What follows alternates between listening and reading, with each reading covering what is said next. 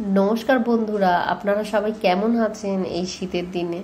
তো আমার খুব ঠান্ডা লাগছে আর আজকের আমি ছাদে নিয়ে গেছি চিংড়ি মাছ অনেকটাই কিনেছি।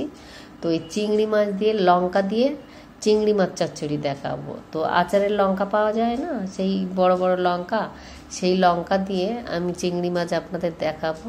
শুধু চিংড়ি মাছ আর পেঁয়াজ আর এই লঙ্কা দিয়ে মানে চচ্চড়ি দেখাবো, মানে ঝাল বলতে পারেন বা চচ্চড়ি বলতে পারেন।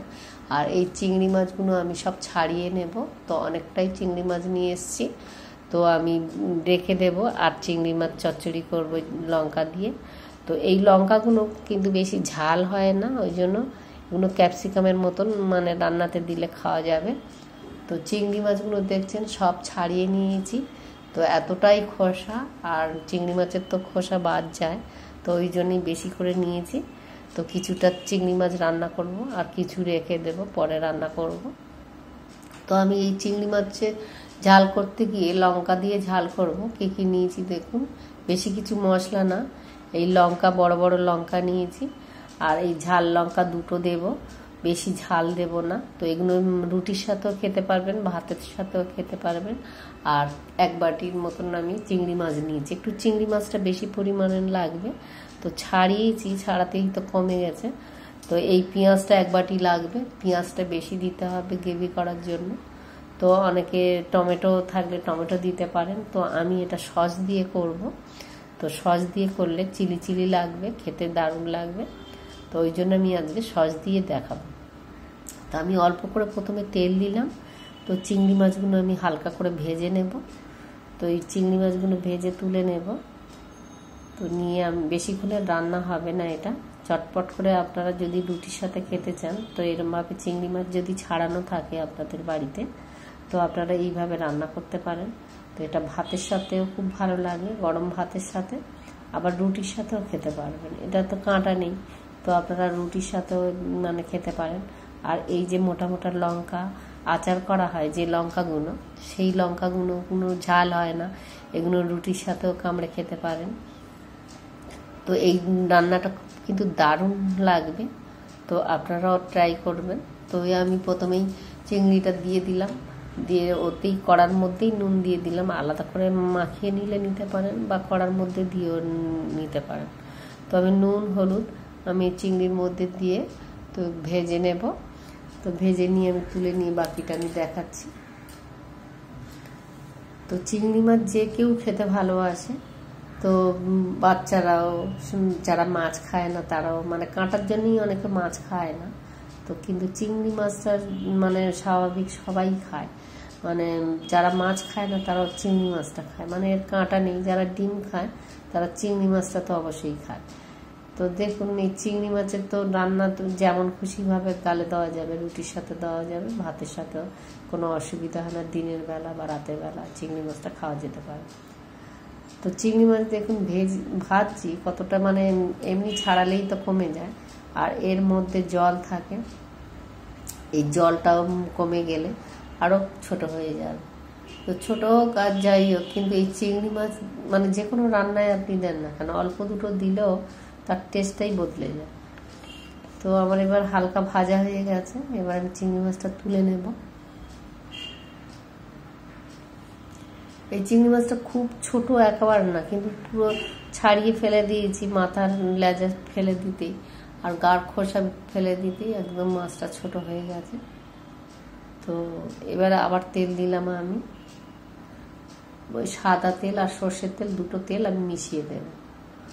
আর লঙ্কাগুলো এরম করে মধ্যিখানটা টুকরো করে নিতে হবে, যাতে এতে সিদ্ধ হবে আর মশলাটা তেল নুনগুলো ঢুকবে।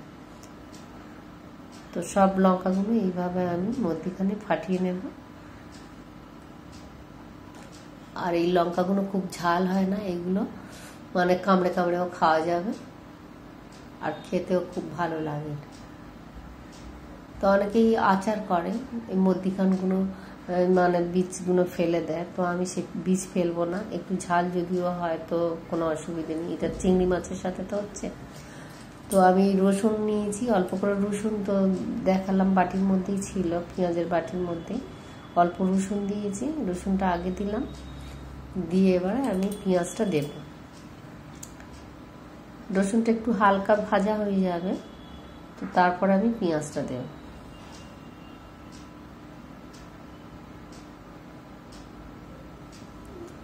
তো পেঁয়াজটা দিয়ে আমি ভাজবো।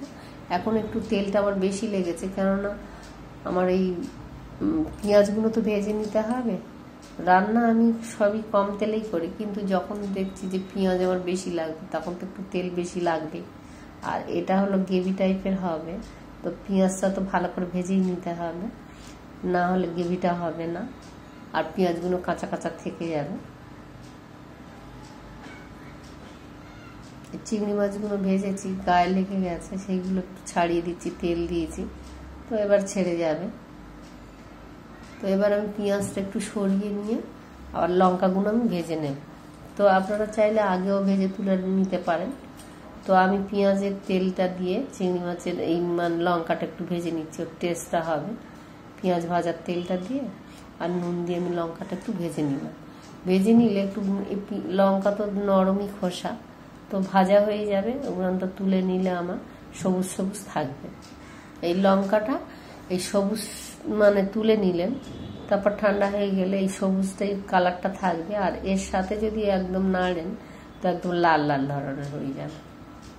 ওই জন্য আমি পেঁয়াজটা তুলে এক সাইডে রেখে আমি এই লঙ্কাটা আমি ভেজে নিলাম। আর ওদিকে আমি আদা কুড়িয়ে রেখেছিলাম, আদা বাটাও দিতে পারেন, আর একটা কাঁচা লঙ্কা আমি ফাটিয়ে দিলাম। এটা রুটির তরকারি বেশি ঝাল লাগবে না, তো ওই জন্য আমি বেশি লঙ্কা প্রথমে দিয়ে ভাজবো না।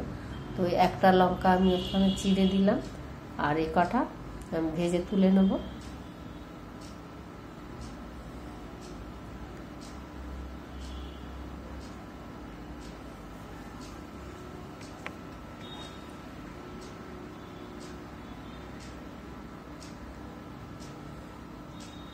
এবার এইটা আমি পেঁয়াজটা ভালো করে আমি কষিয়ে নেব। পেঁয়াজ, আদা, রসুন সবই এর মধ্যে আছে। এবার হলুদ দিয়ে দিলাম, আর এর মধ্যে আমি চিনি দেব না, এবার সস দেব। চিনির বদলে আমি টমেটো সস দিলাম। টমেটো সসটা দিয়ে আমি টমেটোর বদলে আমি টমেটো সস দিলাম, আর টমেটো সসের গন্ধটা দারুণ লাগবে, তো ওই জন্য আমি সসটা দিলাম। সসটা দিয়ে আমি পেঁয়াজটা ভালো করে কষিয়ে নেব।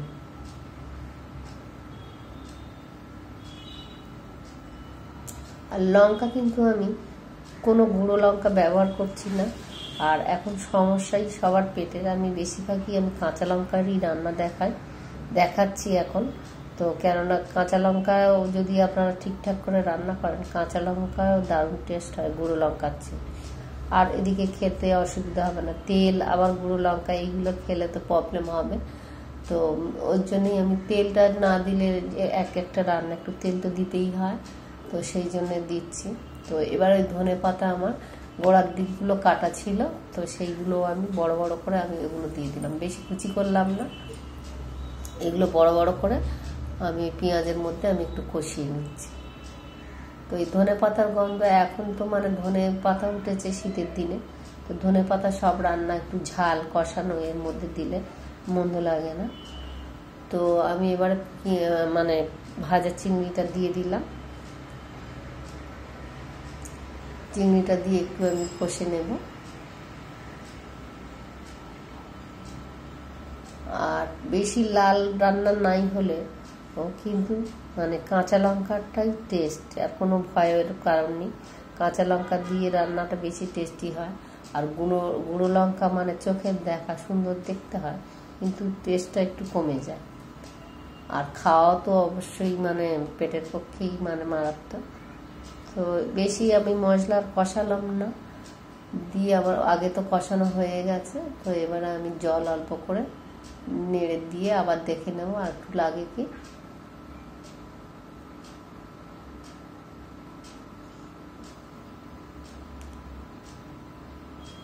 এই চিংড়ি মাছের গ্রেভি দিয়ে সুন্দরভাবে ভাতও খাওয়া যাবে, খুব দারুণ লাগবে, আর রুটিতেও দারুণ লাগবে। তো এবার এই জলটা ফুটলে আমি যে লঙ্কাগুলো ভেজে রেখেছিলাম, এই লঙ্কাগুলো আমি আস্তে আস্তে দিয়ে দেব। আর এই লঙ্কাগুলো এই রুটির সাথে যখন খাবেন তখন এইগুলো কামড়ে খেতে খুব দারুণ লাগবে। আর একটা ঝাল লঙ্কাও ওই আমি রেখেছিলাম, একটা লঙ্কা ওই কষানোর সময় দিয়েছি, তো এই রান্নাটা বেশি ঝাল লাগে না।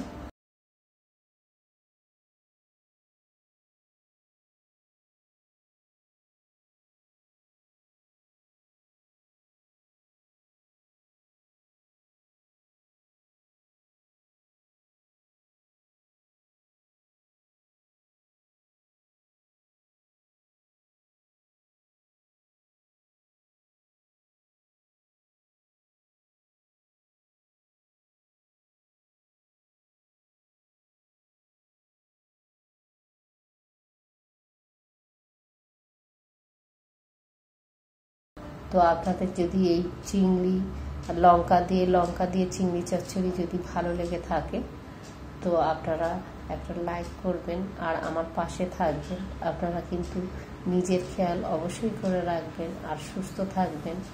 আবার আপনাদের সাথে দেখা হবে আবার সামনের ভিডিওতে। তো আজকেকার মতো টাটা বন্ধুরা।